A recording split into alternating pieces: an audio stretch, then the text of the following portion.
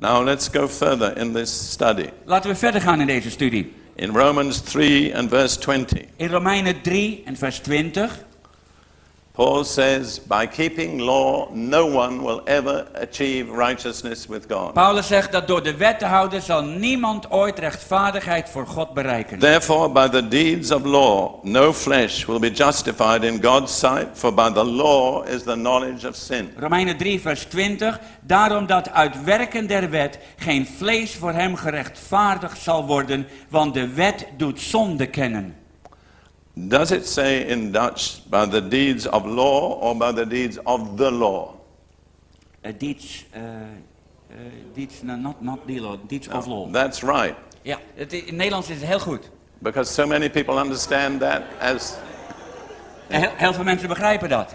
as we can't get right with God by keeping the law of Moses. Vele mensen begrijpen dat het betekent, we kunnen niet gerechtvaardigd worden voor God door de wet van Mozes. But that's not what it says. Maar dat zegt het niet. We cannot get right with God by keeping any law. Wij kunnen niet gerechtvaardigd worden voor God door welke wet dan ook te God houden. has ruled that out once and for all. God heeft dat buitengesloten, eens en voor altijd. And then in verses 27 and 28 of the same En chapter, dan in vers 27 en 28 van hetzelfde hoofdstuk, Romeinen 3.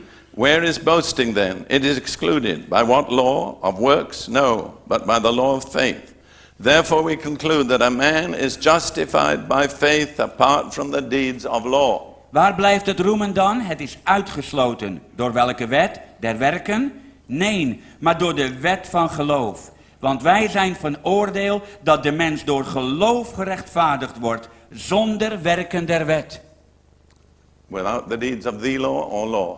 Wat zegt het? Zonder werken van de wet of werken der wet?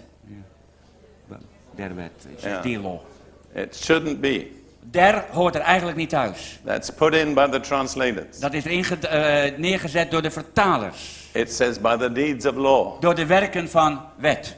It refers primarily to the law of Moses. Allereerst verwijst dat natuurlijk naar de wet van Mozes. But it includes every other kind of law. Maar dat houdt ook in elke andere wet. No one will ever achieve righteousness with God by keeping a law. Niemand zal ooit gerechtvaardigd worden door God door wet te houden. After all, the law of Moses was given from God. De wet van Mozes werd door God gegeven. It was a perfect law in every detail. In elk detail was dat een volmaakte wet. If that law can't make us righteous, Als die wet ons niet rechtvaardig kan maken, how could any other law even begin to claim it? hoe kan een andere wet dan zelfs beginnen dat te claimen? So then what do we have to do? Wat moeten wij dan doen? It was not by keeping a set of rules. Het is niet door een stel regels te houden. What do we have to do? Wat moeten wij dan doen?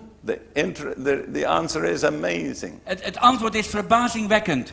I tell people, if you've never been astonished by the Bible, you've never really read it. Ik zeg tegen mensen, als je nog nooit verbaasd bent geweest door de Bijbel, dan heb je eigenlijk de Bijbel nog nooit gelezen. The answer of the Bible is totally opposite to all our natural thinking. Want het antwoord van de Bijbel is helemaal het tegenovergestelde van al ons natuurlijke denken. If we look in Romans 4, verses 4 and 5. Als we kijken naar Romeinen 4, vers 4 en 5. Now to him who works, the wages are not counted as grace, but as debt.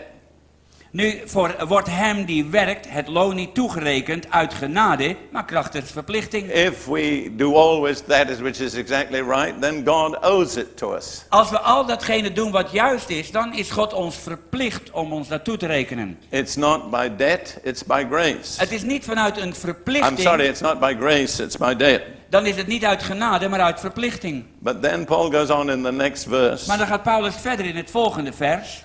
But to him who does not work, but believes on him who justifies the ungodly, his faith is accounted for righteousness. Hem echter die niet werkt, maar zijn geloof vestigt op hem, die de goddeloze rechtvaardigt, wordt zijn geloof gerekend tot gerechtigheid. So what is the first thing you have to do? Wat is het eerste wat je moet doen? You have to stop working. Je moet stoppen met werken. To him who does not work. Ja, en dat is het double meaning. Hij die niet werkt. What's it?